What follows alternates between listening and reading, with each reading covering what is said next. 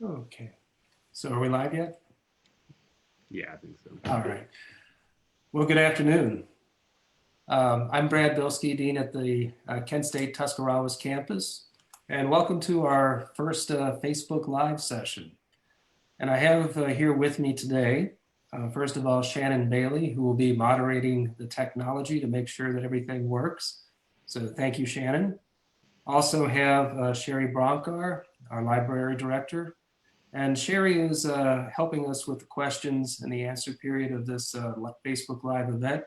So if you have questions, please type them into the chat box, and we'll try to answer those questions as quickly as possible. Also have with us our development director, Chad Conrad, and Chad will start prompting the conversation with some questions that he's put together that we thought that many of you who are students, parents, faculty, staff, and just interested members of our community might want to know about the campus. I'll start off by saying that the campus is still very strong. We are working very differently right now, but we are open for business in a very different style or a different format. I also want to say that I am very proud and want to congratulate our graduates. So normally, tomorrow we would be holding our graduation ceremony in our beautiful Performing Arts Center. And we're making a commitment to have that occur at the appropriate time. So we're not sure when that time will be as of yet, but when we get the go from the university and from the governor, we'll start planning that face-to-face event.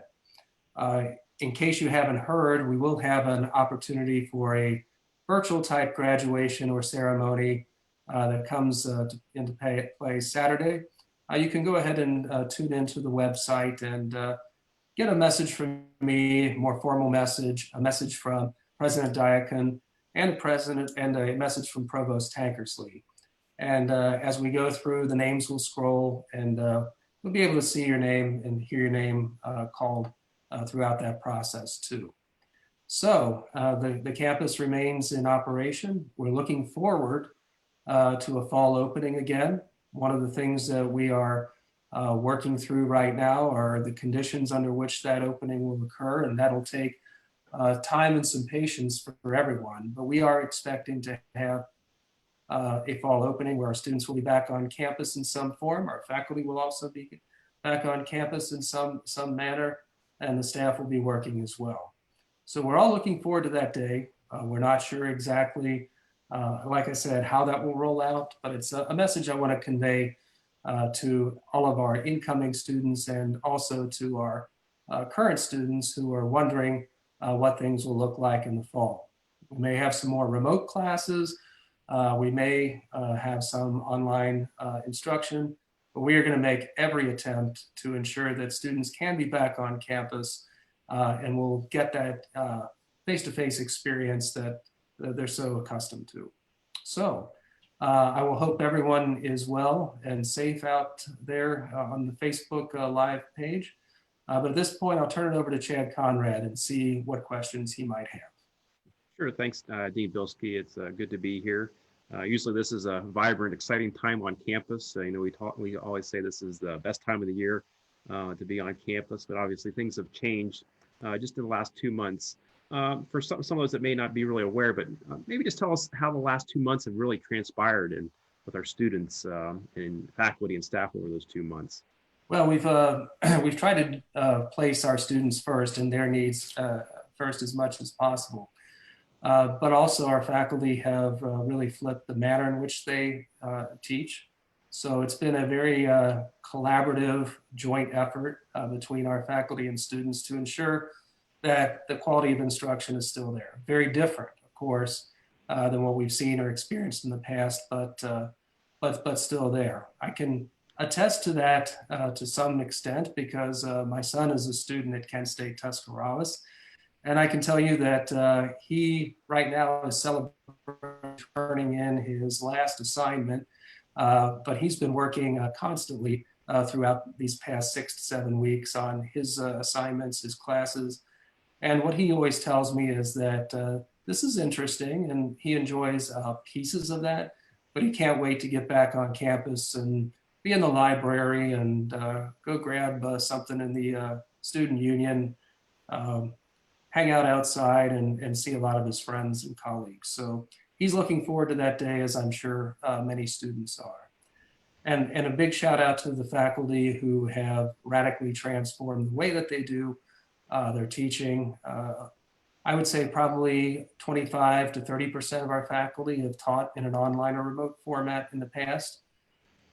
Even for them, ramping up all of their courses to that format was quite a Herculean activity.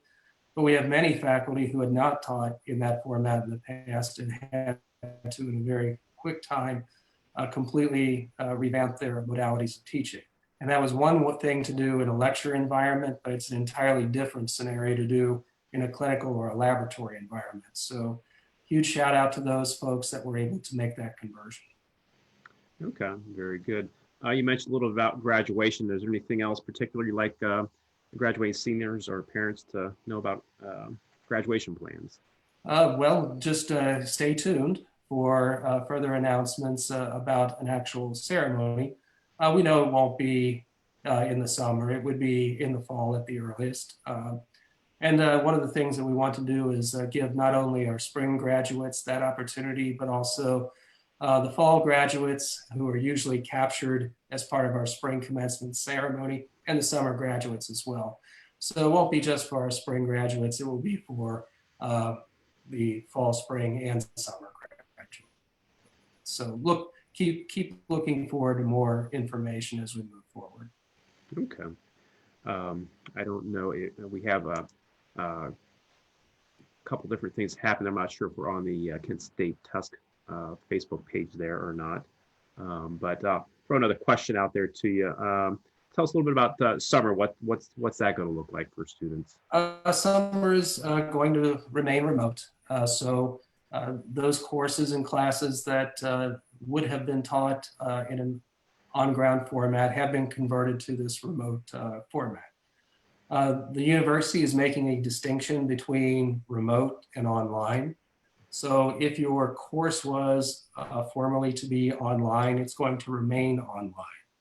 If you were going to come into class for your summer classes and have that face-to-face experience with your faculty member, that more than likely will be transitioned to a remote environment, which is the synchronous experience that students are receiving now. So we're hoping during the summer period, though, to gradually bring staff back, and that is not only housekeeping, maintenance, and ground staff, but also some of our administrative staff so that we can start to prep for an opening in the fall semester. Very good. Personally, how are you doing yourself and your family back home? You know. Oh, we're doing well, Chad. Thanks for asking. And that's been one of the things I found I don't know, surprising, but most of the time people are checking in on us and saying, "Hey, how's the Bielski family doing?" We're doing as well as can be expected.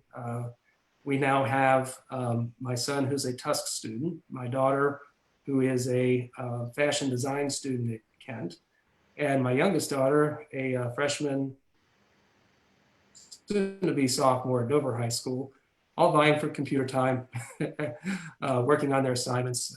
My daughter's been very invested in sewing masks. You may have seen that on social media and different places. So in between times where she's been doing her assignments for Kent State, she's down on her sewing machine sewing masks. And we've been distributing those to individuals, local community organizations. So it's doing a good job. Good, good. You mentioned about the work your daughter's doing. I know some of our students and alumni have done some things. Do you want to mention about any of those specific projects? Oh, sure. Well, if you follow us on Facebook or Twitter or Instagram, you've probably seen that we have what we call our Tusk Heroes segment, that every few days we try to highlight either a faculty member, staff member, or student that has really stepped up to the plate. One of our major initiatives during this crisis has been the creation of face shields. So our engineering technology department, our makerspace folks, our students that are working from home have worked together to create over 500 face shields. and that's been a really amazing project. So those face shields have been distributed through our business office, but many community organizations, assisted living facilities, community hospice have taken part in the face shield initiative. And just today or yesterday, I received a request via our CVB for face shields for a local restaurant. So we'll see how that goes. Beyond that, some of our alumni have really stepped up to create things like a mutual aid society. Some of our alumni, like Chrissy Blackwell from the Chamber, really were instrumental in putting together the Dying Tusk website. And now several of those alumni are still involved with the Restart Tusk initiative that really has just been launched in the last couple of weeks, trying to help businesses that have been shuttered for 6 months or longer, give them the opportunity, the information, and some startup funds to restart their business. So the university's been a key player in making sure that that moves forward, but our alumni have been key contributors to that as well. Great, great. So it's been great to see that outpouring of support and caring from our faculty, staff, and the community in general. So it's been very nice. Another question, Dean, to throw out there, our doors are still open, obviously, for new students, and we have graduating seniors, and others may be looking for maybe new opportunities that maybe don't want to go back to school or college and want to stay home. What can they do? Well, our admissions office remains open. First and foremost, you can go to our website and you'll find a button above on the website that says apply. And that's the easiest thing to do. We are accepting applications, and the way that we do applications is rolling applications. So we don't really have a application deadline per se. We take applications really almost up to the start of the semester. I'll say our applications look strong today, and our accept and admittance numbers look very good. And a lot of our documentation requirements have been relaxed due to the fact that some students are not being able to get official transcripts and ACT scores and things along those lines. So we're being very open to alternative ways to get registered for the fall semester. I will say we've seen a bump up in our transfer numbers. So we are really looking to help those students transfer to Kent Tusk. Unfortunately, some institutions are not faring as well as we are during this crisis. Read a little bit about what happened with Urbana recently, and we're just trying to reach out to as many students as we can to help them complete their education from some of their colleges and universities. Beyond that, we're again looking for a face-to-face experience in the fall semester. So we're looking forward to an athletic season. It may be very different than what we've experienced in the past, but we're still looking forward to that. And again, we're looking for that high interaction experience that we've always had in the past, Chad. So, and the one thing I would say about that too is a lot of people right now are very concerned about finances, and they should be. Everyone is. Our tuition is $6,000 a year. Many of our students who are completely Pell eligible do not owe tuition money, and we augment that with our own university scholarships as well. So you will not find a better value for your education for bachelor's and associate degree students. And I believe that very strongly. The quality of education that we give our students is equal to any other institution, and maybe even surpasses it. So thanks for asking that question, Chad. No problem. The students, obviously, the heart and soul of the university. No question. Another question, we had the Performing Arts Center. We had to cancel a few shows towards the tail end of the season. What's in store over at the PAC? So we are, of course, waiting to that day when the governor says some type of gatherings are allowable. And I want to apologize to a number of our patrons and thank them for once again being considerate and understanding the situation we found ourselves in. So we refunded all of the ticket money for the shows that were canceled. I felt terrible with those folks that were planning weddings and proms and receptions and things at the Performing Arts Center. but know that we really had no choice in that, and it was the right thing to do. So many of our events that we are planned or have planned, we're trying to reschedule for later dates. But I will say, Chad, we move forward with the planning for a, you know, 2021 Performing Arts Center season. Normally next weekend would be when we announced who's coming and what dates. We know who's coming. We just don't know what dates we're going to have them yet. And I have daily contact with David Mitchell, and we talk offline as well, not just in formal meetings. And it is an exciting season that's been put together. And we hope to be able to announce sometime late in the summer or early in the fall when we know more about how things will shape out. I will say that the entire entertainment industry is in the same predicament right now. So it's not just the Tuscarawas Performing Arts Center, it's performing arts centers and venues all over the country are trying to figure out just what to do at this point. And while that's bad on one end, it is good because everybody right now in that whole industry is being extremely flexible. So we're all in this together in that industry. And so people know that dates are going to change, venues are going to change, and expect a lot of mobility once things open up. Very good, very good. I don't know if we have any questions from out there in Facebook lands, please put those in there. But Dean, maybe tell us a little about the work Steve Schillig in the Small Business Development Center. They've been very active, I know. Steve and his crew over at the Small Business Development Center have been very active. So the Small Business Development Center, for those of you that don't know, is really a way for entrepreneurs to obtain the resources and expertise to take an idea and then create a small business. So the Small Business Development Center not only gives expertise, develops business plans, but points folks in the direction for financial resources such as banks and grants and loans and things along those lines. Well, during this crisis, of course, a lot of small businesses were looking for help and assistance really through the federal stimulus package. So a lot of money was released by the federal government very quickly. I think it was $2.1 trillion the first round, or maybe it was 1 trillion. Sometimes get my numbers backwards on the packages.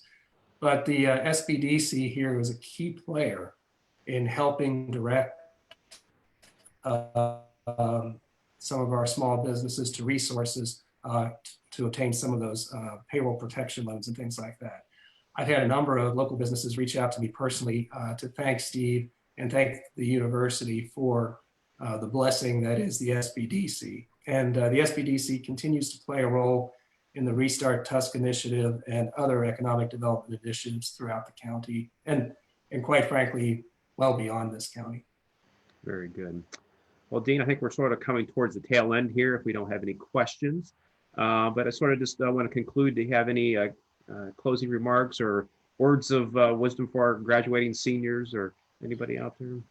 Well, I've done a couple of videos for words for graduating seniors. So you'll see them on, again, the virtual graduation on Saturday. I'll reiterate or repeat a few things that I said in that video, though, so that everyone can experience that. One of the things that I said to our graduating seniors is, of course, this is going to be a very different and difficult time to go out into the job market, to go out into the professional field. However, a college degree long-term is the best investment that a person can make. And I also said to them that, you know, we often look to national and local and whatever folks for leadership, and that's still true. But the real leaders, I think, during this crisis have been some of our healthcare workers. And you know, Chad, how many healthcare professionals we graduate every year and have for 50 years. This is the 50th anniversary of our nursing program. So the heroes that they should look to for inspiration are some of our graduates, some of our folks that have stepped up to the plate, as we talked about earlier, to create Facebook sites and connectivity, who have worked to create resources for people that are out of work and those people that are struggling with food and insecurity and other issues. Those are the heroes I think we need to look to in this particular crisis. And I challenge each one of our graduates to become one of those individuals. And many of them I know already are. Very good. Well, I don't think we have any questions there. So I think this will wrap it up, Dean. I appreciate it. And thank you very much. Well, I thank you, Chad, and I thank Sherry and Shannon for being here as well. And good luck to everyone. And we'll do this again sometime.